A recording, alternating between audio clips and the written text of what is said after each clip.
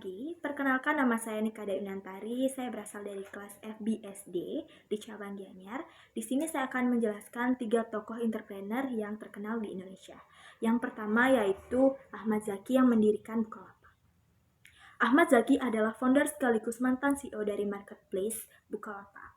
Ahmad Zaki memulai pengalamannya menjadi seorang pengusaha dari nol berawal dari kecintaannya terhadap teknologi dari sejak usia SD.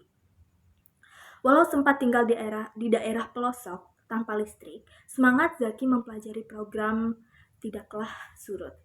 Ia pun berhasil untuk menjadi mahasiswa ITB jurusan Teknik Informatika pada tahun 2004. Pada prosesnya, dalam menjadi pengusaha tidaklah melulu mudah. Namun, ia berhasil untuk membangun Bukalapak menjadi suatu pelopor marketplace di Indonesia setelah ia lulus dan melanjutkan studi di Oregon State University, Amerika Serikat.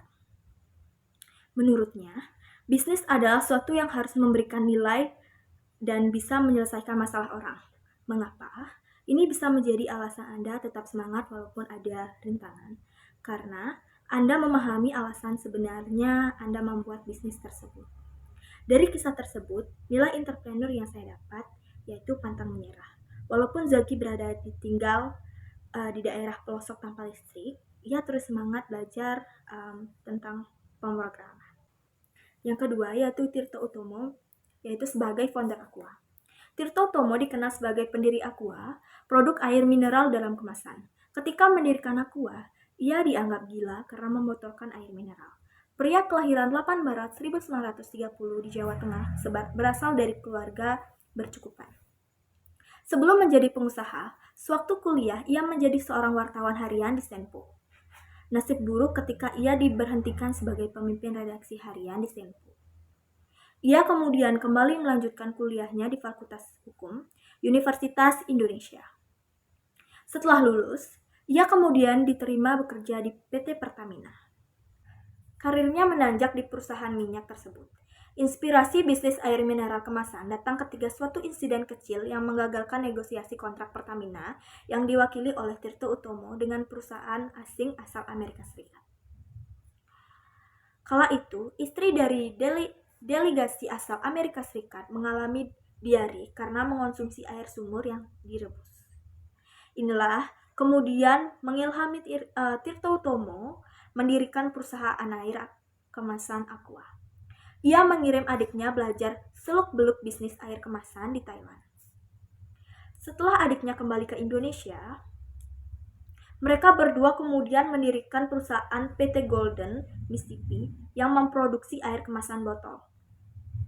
Kala itu, ide Tirto Utomo menjual air mineral dalam kemasan dianggap sebagai suatu hal yang gila. Terlebih lagi, harganya yang lebih mahal dibandingkan dengan harga sebotol bensin di kala itu. Namun, ia terus mengedukasi masyarakat bagaimana agar produknya bisa diterima di masyarakat dan strategi marketingnya yang tepat, seperti menjadi sponsor di berbagai kegiatan olahraga nasional dan internasional, membuat produk air kemasan Aqua bisa diterima di masyarakat. Walaupun pada awalnya perusahaan yang didirikan oleh Tirto Utomo hampir bangkrut, dengan mengambil bahan baku dari mata air pegunungan, Aqua berkembang menjadi salah satu produk air kemasan yang banyak dikonsumsi oleh masyarakat Indonesia.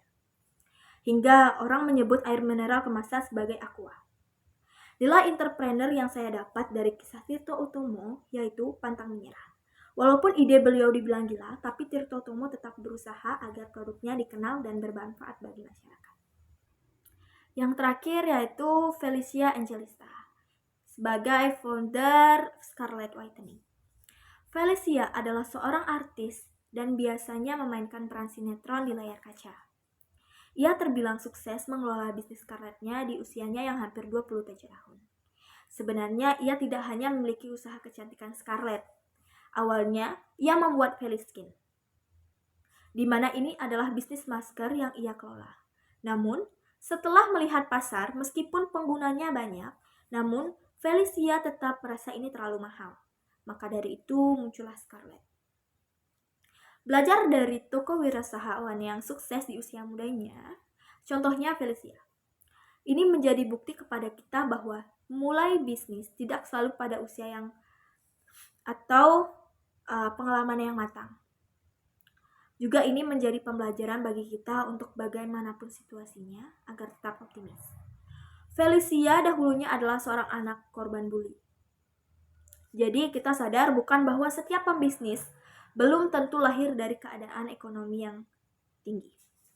Namun, mereka adalah orang yang berani menantang arus dan menampakkan hasil dan pengetahuan setelahnya. Baik, sekian yang dapat saya sampaikan. Apabila ada salah kata, saya mohon maaf. Selamat pagi. Audio Jungle.